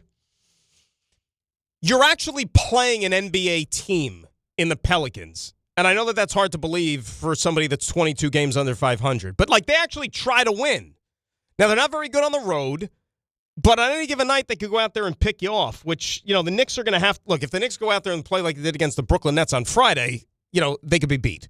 We've seen this already. We've seen Indiana come into the Garden and beat the Knicks, which is I still can't imagine that happened, but it did. Nevertheless, Knicks find a way to win this game tonight. They're even with the Boston Celtics, right? They finally crawled all the way back, and the schedule being what it is, Boston has a little bit more of a trickier path to the end of the season as far as strength of schedule. You still got to go out there and you have to execute, but Knicks are going to have a chance here to be the 2 seed when all is said and done. And I know that people, we get too caught up sometimes in, okay, what's the preferred path? Where do you think the better course of action is? What gives us a better chance to maybe, get to the conference finals? Look, at the end of the day, I'm still a big believer in if you can have home court as long as possible, take it. So if you're the 2 seed, grab it. Because if you really are good enough and you deserve to be in the conference finals, like you'll get there. You'll get there. You'll beat these teams. I mean, look what happened last year. I know sometimes it doesn't always work out. You had home court advantage in the Eastern Conference Finals. Indiana still beat you because guess what? Indiana proved that they were better. Remember, Indiana had a lead, even without Tyrese Halliburton, on the road, Game 7 of the NBA Finals. Like, that team came that close to winning a championship. And an Oklahoma City team that was, a superpower that a lot of us kind of thought that they would be and can play like at times, came this close to losing the NBA title on their home floor when you had an Indiana team that was banged up and missing their best player. But this is one of those games tonight. You're the Knicks. Take care of business, survive in advance, and then move on to Charlotte on Thursday, because Charlotte's tricky. This is a team that is playing inspired basketball. They are going to be a pain in the you-know-what wherever they slide in, probably in that play-in tournament at some point. That is a club that I don't want any part of if I'm sitting there at 7-10, because Charlotte has been outstanding the last couple of months. Absolutely outstanding, and a good job by those guys down there. Get that program turned around. But if you're the Knicks tonight, look, take care of business. Nothing more, nothing less. Let's say hi to Elvis in Connecticut up next here on ESPN New York. Elvis, what's going on, dude? Yeah, good afternoon, sir. Again, big Yankee fan, born and raised in the Bronx. Now live in Connecticut. I'm a huge Derek Jeter. I was just calling because of the gentleman they call about Derek Jeter and Aaron Judge. No comparison. Derek Jeter, great captain, great player. I adore Derek Jeter. I'm a very good fan. I even have his jersey. But to compare Aaron Judge to Derek Jeter, like you said, without Aaron Judge, we wouldn't have been to the World Series 2 years ago. We wouldn't even been in the playoffs. Derek Jeter was great, like you said, clutch and everything. But remember the team that Derek Jeter had around him. The pitching, the second baseman from Brocious, from Tino, from I could continue going on, A lot of Yankee fans, I call them Fegozi, like we say in Italy, because they're not fans. They want to boo this guy even in spring training when this guy has given everything. He even gave up more money to stay with the Yankees and to prove that he is that captain. Us, a lot of Yankee fans, we just spoil of those dynasty that we had in the 90s with Derek Jeter, Mo, Posada, and Williams. Wait, Elvis, what did you just say now? You said you had what in the 90s? What was that word that starts with a D? What did you just say?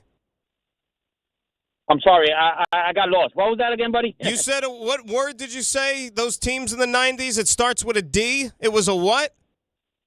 Oh, we were spoiled because Derek Jeter had the team.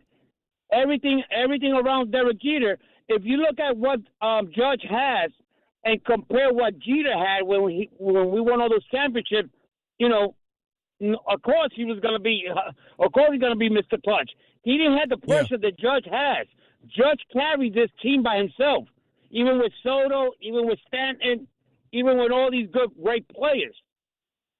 Elvis, the word I was looking for, because you said a dynasty. You said they were a dynasty, and then he went on a diatribe after that. But I appreciate the call. I really do. You get back to us anytime. That's the bottom line, guys. To have a dynasty, it's not one player that's responsible for a dynasty. It is a collection of players. It is an organization. Yankees were a dynasty. Jeter was a big part of that. And guess what? Dirty little secret. To all the guys like my buddy Dave who called a little while ago with his Derek Jeter pajamas, okay? Guess what? If I'm looking at this thing objectively, and that's how I'm doing it, and maybe even some Yankee fans tell you the same thing, guess what?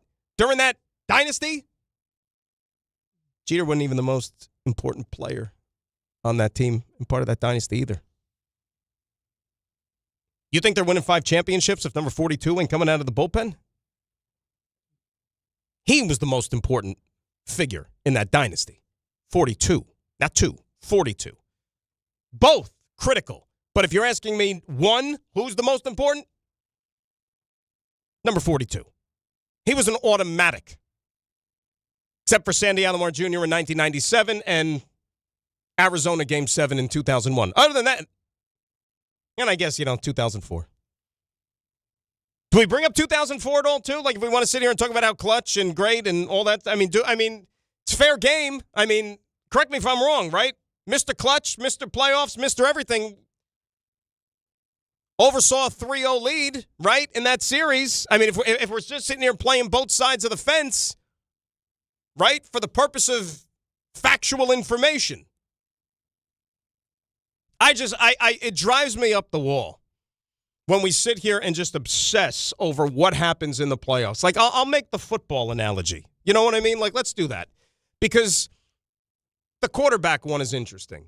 Quarterback, you got the ball in your hands every single play, but you need a team around you. You need a team. The same people are going to sit here and use the argument to boost up Jeter, for example, more, or against a guy like Aaron Judge. Are these the same people? Like, you're going to sit here and try to tell me that Eli Manning, was a better player, better career, better than Dan Marino just because Eli's got 2 Super Bowls? Come on. Like, what are we doing? I was just talking about it with Anthony inside during the commercial. Like, if people remember, like, John Elway was like one of the most gifted, talented quarterbacks that we've ever seen. Guy was a league MVP in the 80s. Took 3 teams on his back to the Super Bowl. 3. Didn't win them.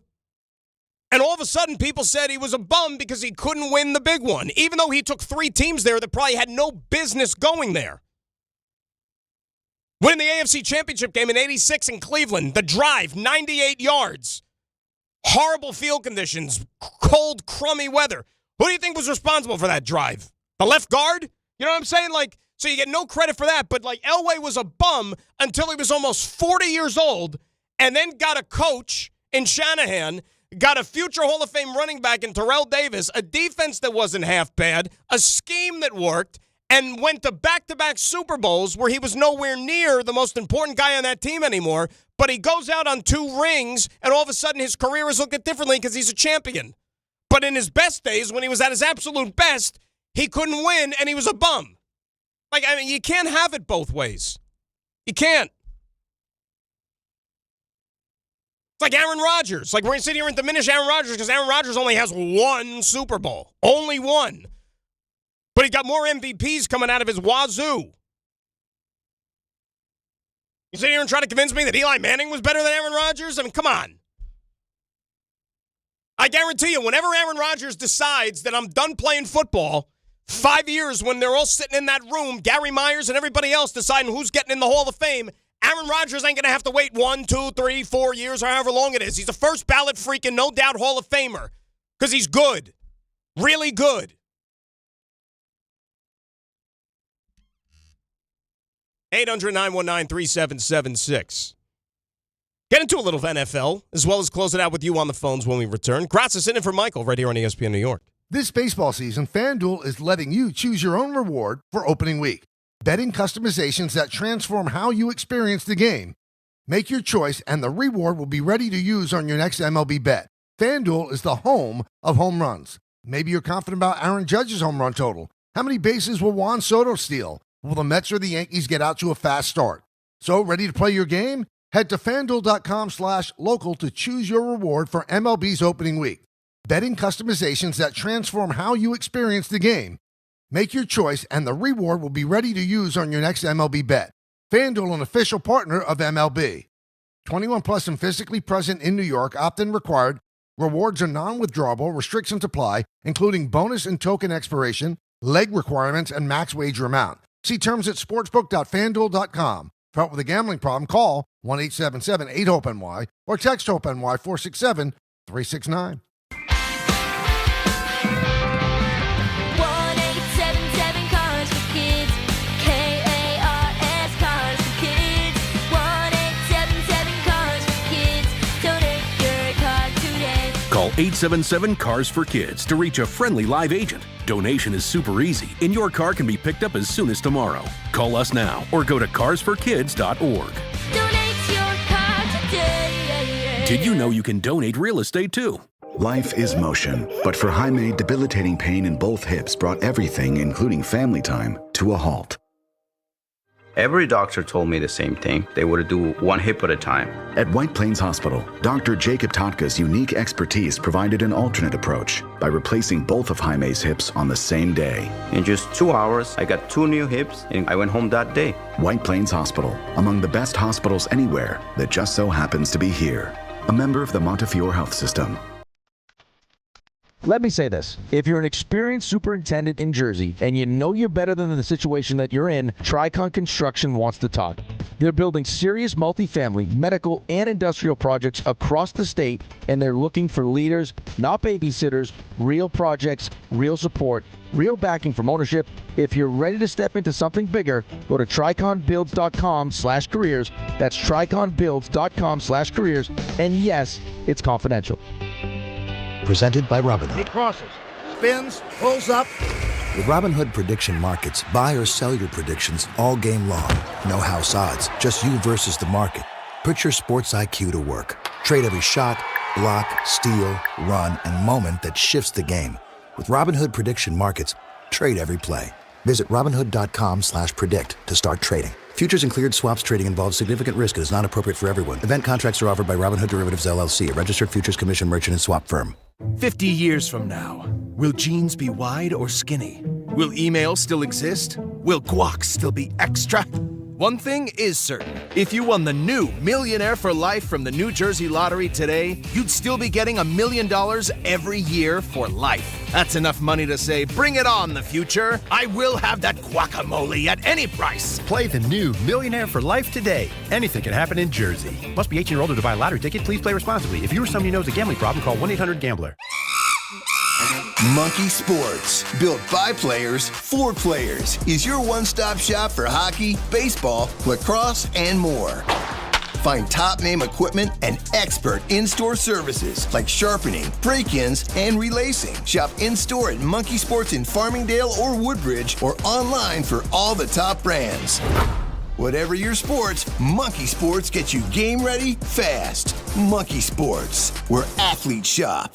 This is Rick Brunson, the assistant coach from the New York Knicks. I'll be driving to our games this season in style in my new Jeep Gladiator from Princeton Jeep. My friends at Princeton Jeep gave me all-star treatment, and you can expect the same thing. Just mention I sent you, and they'll treat you like family. Princeton Jeep has tons of inventory and great deals on new vehicles. Visit Princeton Jeep at 1045 State Road in Princeton, New Jersey, or online at PrincetonJeeps.com and tell them Rick Brunson sent you. Out on the course, they're the PGA Tour's best players. But in the arena, they're prime time. And Season 2 of TGL presented by SoFi is back with lights, cameras, action. We're talking big moments, big personalities, big names in the stands, all on the big screen. Big-time matchups with shot clocks, hammer drops, timeouts, overtime, and playoffs. It's city versus city, squad versus squad. The sport just hits different under the lights. It's TGL presented by SoFi. Keep up. It's golf. Tune into every match. Only on ESPN.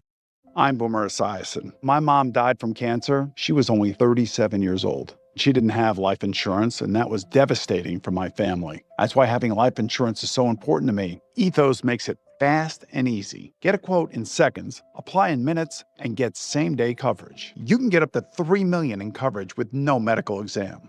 Get your free quote at ethos.com/play. That's ethos.com/play. Paid spokesperson. Time spent on application may vary. Online health questions required. Join DiPietro and Rothenberg Thursday, April 23rd for a special couch cast of round 1 of the NFL Draft. Presented by Calandra's Bakery.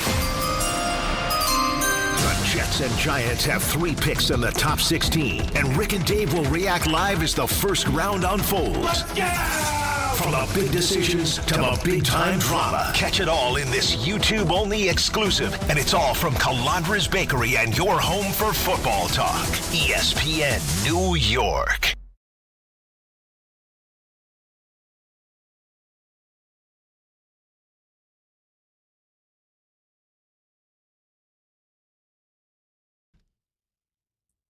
All right, Graca sitting in for Michael here. A couple more minutes. Then we're going to turn things over to D, H, and R.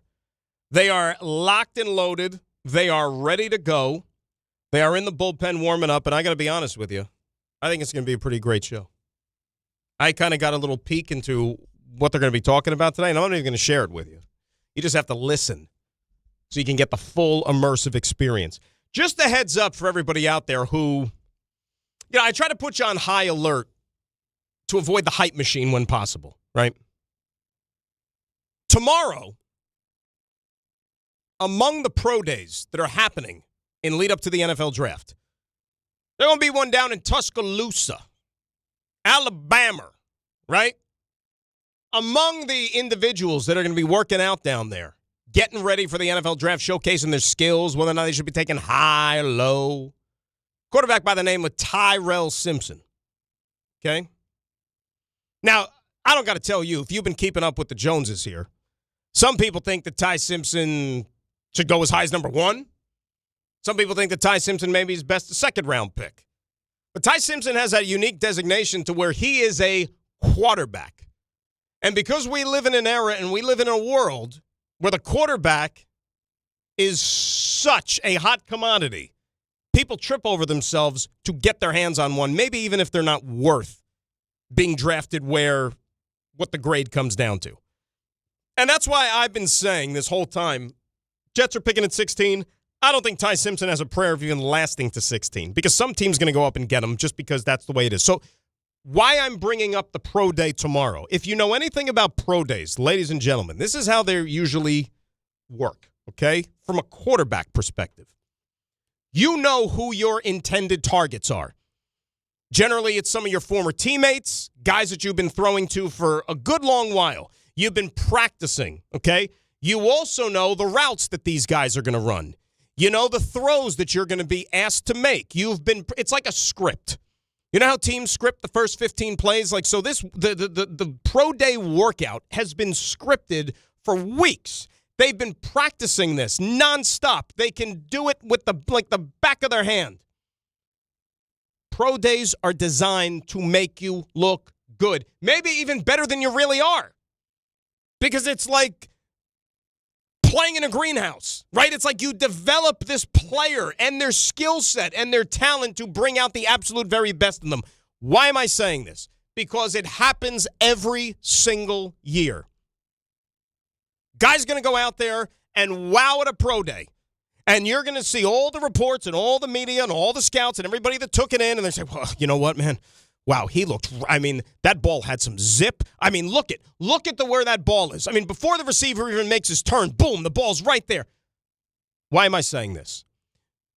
Because I guarantee you that when the next round of mock drafts come out, Ty Simpson will probably be even higher up than he is now, all on the strength of this pro day. Doesn't change how he is a quarterback or the lack of experience that he has even starting games on the collegiate level. None of that has changed because of a really, really good pro day. But again, just because of the hype machine and all this time that we have until the draft, we got to kill still 4 more weeks. But he's still no different as a quarterback than he was yesterday or even today. Of course the kid's going to go out there and have a good one. But all I'm saying is buyer beware. And I actually think that Ty Simpson is an intriguing prospect. I'm going to be the first one to tell you. But that the draft could be here tomorrow, right? Because we still got 4 more weeks of this.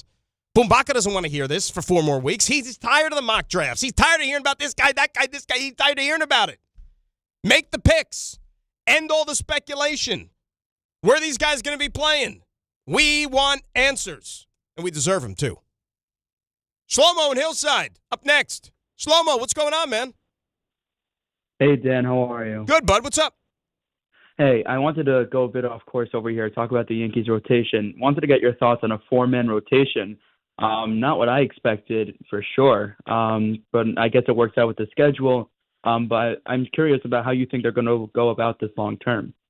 Say that one again, the rotation. What was that, Shlomo? I'm sorry. It's okay.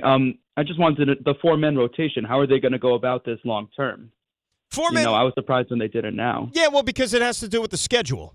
Like I don't. Right. Let me pull up the Yankee schedule. The Yankees have a few off days in the early portion of the season, and that it allows them to not need a fifth starter. That's why they go ahead and do it that way, right? So look at they're off on Thursday, and this is barring no rainouts. They're off on Thursday.